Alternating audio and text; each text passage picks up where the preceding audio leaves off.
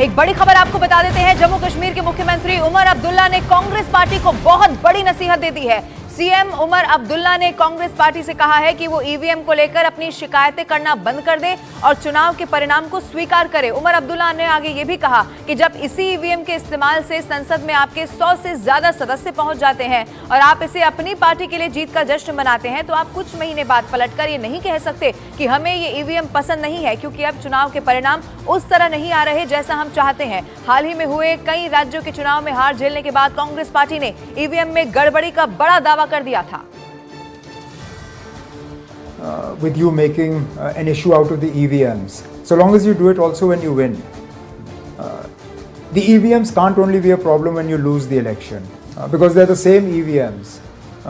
So when you get 100 plus members of parliament using the same EVMs and you celebrate that as sort of a victory for your party, you can't then a few months later turn around and say, well, actually, hang on, we don't like these EVMs because now the election results aren't going the way we would like them to.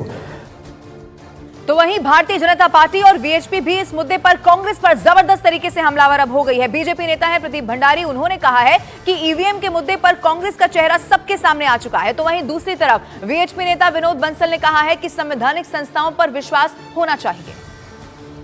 हर वो नेता जो जमीन से connected है वो ये समझता है कि राहुल गांधी, प्रियंका वाड्रा पॉलिटिकली इमेच्योर है। ईवीएम के ऊपर राहुल गांधी के झूठे प्रोपोगेंडा को, जयराम रमेश और कांग्रेस पार्टी के झूठे प्रोपोगेंडा को उमर अब्दुल्ला ने एक्सपोज कर दिया, जो उन्हीं के सरकार के अंदर मेंबर हैं। इनफैक्ट उमर अब्दुल्ला की सरकार को कांग्रेस पार्टी ने सपोर्ट किया है। तो यही स्पष्ट करता है कि राहुल गांधी को कोई पॉलिटिकली सीरियसली नहीं लेता, ना उमर अब्दुल्ला, ना शरद पवार, ना कोई इंडिया अलायंस का मेंबर। ईवीएम पे कांग्रेस पार्टी के झूठ को उमर अब्दुल्ला ने एक्सपोज कर ये स्पष्ट कर दिया कि कांग्रेस पार्टी लोकतंत्र विरोधी, संविधान विरोधी, जनता विरोधी है।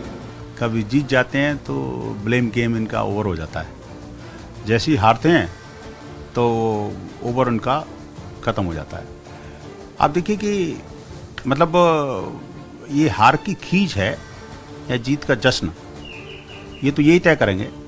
मैं राजनीतिक बयानों पर कोई टिप्पणी नहीं करता, न मैं इसका अधिकार रखता हूँ, लेकिन इतना जरूर कहूँगा कि देश के लोकतंत्र में और देश के संविधान में और कम से कम संवैधानिक संस्थाओं में विश्वास इनका होना चाहिए।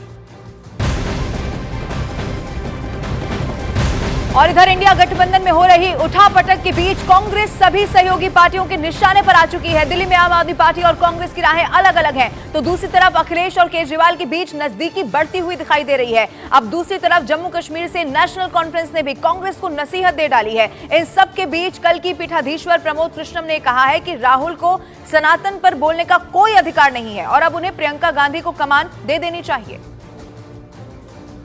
संसद में राहुल गांधी ने कहा कि द्रोणाचार्य ने अंगूठा लिया और आज भाजपा सरकार अंगूठा युवाओं का ले रही है, तो क्या ये धार्मिक रूप से बात सही है कि द्रोणाचार्य ने अंगूठा लिया? पहली बात, राहुल गांधी जी को शास्त्रों का तजुर्बा नहीं है, शास्त्रों का अध्ययन नहीं किया है। वो विदेशी परिवेश में पढ़े और बड़े हुए हैं। जो व्यक्ति, जो बालक विदेशी संस्कृति में पला बड़ा होता है वो थोड़ा बिगड़ जाता है। तो राहुल गांधी जी को भारत की संस्कृति, शास्त्र और सनातन के संस्कारों पर बोलने का कोई अधिकार ही नहीं है, क्योंकि उन्हें ज्ञान नहीं है। जहाँ तक सवाल है द्रोणाचार्य का, तो ना आप द्रोणाचार्य हैं जैसे गुरु हैं और ना आप एकलव्य जैसे शिष्य हैं। लेकिन राहुल गांधी जी को ये सोचना चाहिए कि उन्होंने अपनी पार्टी को क्या दिया।